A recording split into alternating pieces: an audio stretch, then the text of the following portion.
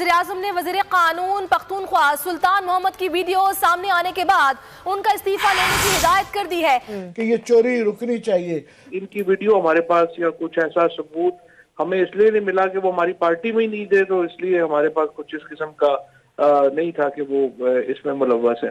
कि उसमें सियासतदान, पुलिस, ब्यूरोक्रेट सब मुलव्वस। बल्कि कराची के अंदर लिखा गया है कि 6 SP ऐसे हैं, पुलिस अफसरान ऐसे हैं जो रोजाना की बुनियाद पर लाखों रुपए लेते सिर्फ कब्जा माफिया से।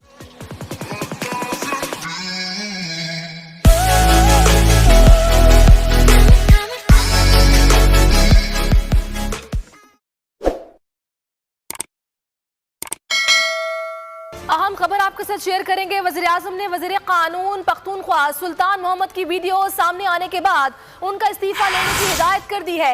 इस हवाले से वज़ीर-ए-आज़म ने वज़ीर आला खैबर पख्तूनख्वा से राबता करके हिदायत जारी कर दी है, तहकीकात करके रिपोर्ट देने का हुक्म दे दिया है।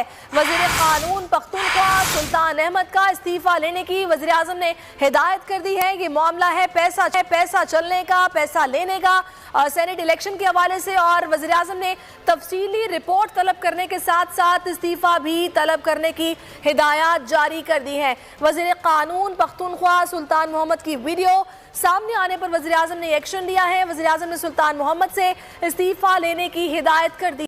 नाज़रीन, वज़ीर-ए-आज़म इमरान खान ने आज उलमा मुशाइख कॉन्फ्रेंस से खिताब किया और खिताब का महवर यह था कि आज से पहले जो कौमें थीं वो इसलिए तबाह हुई कि वो इंसाफ को कायम नहीं कर सकीं।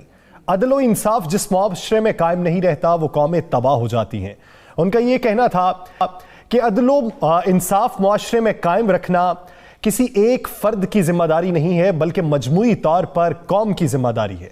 उनका यह भी कहना था कि अगर कोई गाय और भैंस चोरी करता है तो कौम पे कोई फ़र्क नहीं पड़ता, लेकिन अगर मजमूई तौर पर बड़े लोग वहां पर करप्शन करने लगे और उन पर हाथ ना डाला जाए तब कौमें तबाह होती हैं। यह सर बड़ी खौफनाक रिपोर्ट है। इस रिपोर्ट में तो कहा गया है कि सूबा सिंध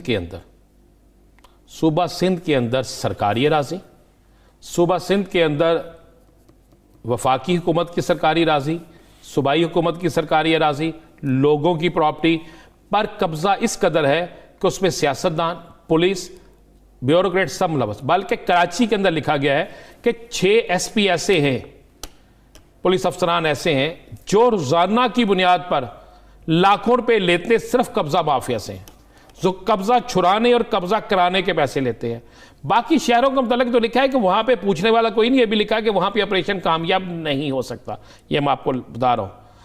पंजाब के हवाले से भी, चूंकि KPK और बलोचिस्तान में इतनी रेशो ऐसी नहीं है, पंजाब के हवाले से कहा गया है कि पंजाब के अंदर जो अरबों नहीं खरबों रुपए की सरकारी जमीन है उन पर कब्जा, उन पर इमारतें बनना, PT1 बनना, उनकी मुंतकिली होना, उनके जाली कागजात बनना, वहां पे हाउसिंग सोसाइटीज बनना, फिर हाउसिंग सोसाइटीज बनने के बाद उनको सरकारी कनेक्शन, वापडा, सुई गैस, वासा, इनके मिलने में उनका बाकायदा एक माफिया है।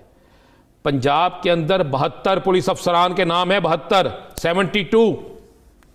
इसमें 113 पटवारियों के नाम है, जिसमें लाहौर शहर के सारे पटवारी हैं, तमाम पटवारियां जो जिसमें, और लिखा गया है कि इन पटवारियों की तैनाती जो है इतने तगड़े हाथों से होती है कि उनके खिलाफ कोई चाहे भी तो कुछ नहीं कर सकता। ब्यूरोक्रेट्स में से 6 सेक्रेटरी, 80 से जायद बड़े ब्यूरोक्रेट्स के नाम मौजूद हैं, 113 सियासी अफराद के नाम मौजूद हैं। ये मेरी रिपोर्ट नहीं, हुकूमत की रिपोर्ट। राणा साहब, क्या नए पाकिस्तान में कब्जा माफिया से जान छुड़ाई जा सकती है? आपने आज का ऑपरेशन देखा है ना इस्लामाबाद में? जी बिल्कुल देखा है। अब वो देखिए कि कैसी तोड़ फोड़, और क्या ऐसी नजीर मिलती है कि अदालत ने ताहुक्म सानी बंद कर दी जाए? देखें, आज जो हुआ इस्लामाबाद में बड़ा खौफनाक हुआ।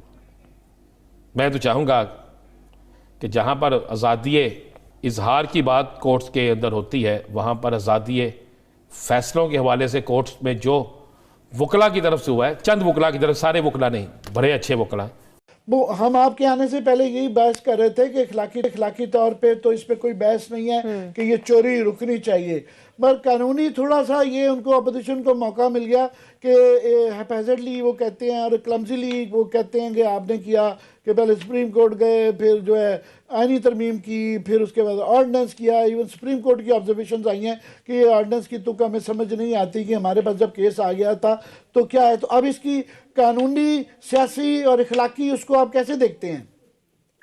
देखिए आमिर साहब, ये जो आपने बात की है ना, एक्चुअली इससे जाहिर होता है कि इमरान खान और पीटीआई ने हर मुमकिन कोशिश वो की है और कर रहे हैं कि इलेक्शन जो है वो ट्रांसपेरेंट हो। यानी हमने, जैसे उर्दू में कहते हैं ना, कोई दकीका फर्द गुजाश्त नहीं छोड़ा कि जिससे हम ये बात साबित कर सके कि जो हम ये समझते हैं कि जो सेनेट के इलेक्शंस हैं उनको शफाफ होना चाहिए। अब शफाफ होने में ये एफर्ट कोई अब से नहीं हो रही। 2006 में पहली जो डॉक्यूमेंट जो सीओडी साइन हुई बेनजीर भुट्टो शहीद और नवाज शरीफ साहब के दरमियान, उसकी क्लॉज 24 एग्जैक्टली वही है जो अब हम कानून ला रहे हैं। अच्छा, हुआ ये कि नवाज शरीफ साहब भी 2015 में एक कानून लाना चाहते थे और वो ये एग्जैक्टली वो भी यही कानून था। उसके बाद ये जो कॉन्स्टिट्यूशनल अमेंडमेंट है ये 29 अक्टूबर 2019 से ऐवान में पेंडिंग है।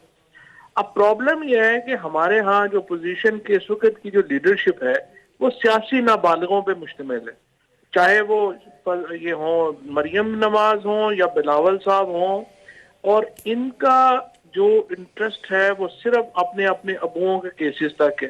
अब जिस तरह आपने बात की है कि जो मनूवर करने का मामला है ना, अगर सेनेट का इलेक्शन, तो गवर्नमेंट की जो वसाइल हैं, ये गवर्नमेंट की जो एक पावर है, वो कोई इंडिविजुअल या अपोजिशन तो नहीं कर सकती। लेकिन ये तो इमरान खान एक चूंकि प्रिंसिपल आदमी है, वो ये 2013 से लगे हुए हैं कि इस इलेक्शन को हमें शफाफ बनाना चाहिए, और हमने तो 2018 में ये भी कहा था कि इसके हमें बराह रास्त इलेक्शन करवा लेते हैं जिस तरह अमेरिका में होते हैं। मकसद यही है कि हमने सेनेट को बिलियनर क्लब नहीं बनने देना, एक शफाफ इलेक्शन होने चाहिए। और अभी आज तो जो आपने वीडियो देखी है वो तो काबिल शर्म है, मतलब इस तरह के लोग और इस तरह से बोलियां, इस तरह तो मेरा ख्याल है माल मवेशी नहीं बिकते होंगे जिस तरह से यहाँ पे लोग जो हैं ये बिके हैं, और वोट, और उसके बाद तो और तय हो गया। अब देखें, अब ये मैं आपकी बात काट रहा हूँ। ये जो अपोजिशन पीपल्स पार्टी और नून लीग का उनका ये जो कॉन्फिडेंस है, और वो ये कहते हैं कि जनाब आप लोग डर रहे हैं इसलिए कि आपको अपनी पार्टी पे कंट्रोल नहीं है, और आपको ये पता है कि आपके लोग आपके साथ जो है लॉयल्टी नहीं है। तो उनका ये कॉन्फिडेंस आ रहा है कि उनके लोग उनके साथ बड़े लॉयल हैं और उनकी नंबर्स पूरे हैं, या ये कहाँ से ये अपना कॉन्फिडेंस कहाँ से ड्रॉ कर रहे हैं? देखिए, कॉन्फिडेंस, ओवर कॉन्फिडेंस और बेवकूफ़ी जो है ना, वो बड़ी थिन लाइन डिफरेंस है। अनफॉर्चुनेटली ये जो इस वक्त मरियम नवाज हैं या बिलावल हैं, उनको पॉलिटिक्स की एबीसी का नहीं पता। मिसाल के तौर के ऊपर आप यही ओवर कॉन्फिडेंट उनकी स्टेटमेंट नहीं है। मसलन आप देखिए कि मरियम नवाज ने जलसे में खड़े होके मुर्तजा अब्बासी को और अवान साहब को कहा कि तुमने इस्तीफे दे दिए हैं ना, अब जाओ स्पीकर के मुंह पे मारो और इस्तीफा दे के जो है वो बाहर आ जाए। जलसे में उन्होंने बात कर दी ना। उसके बाद क्या हुआ? अब अवान साहब तो उनके जेठ हैं,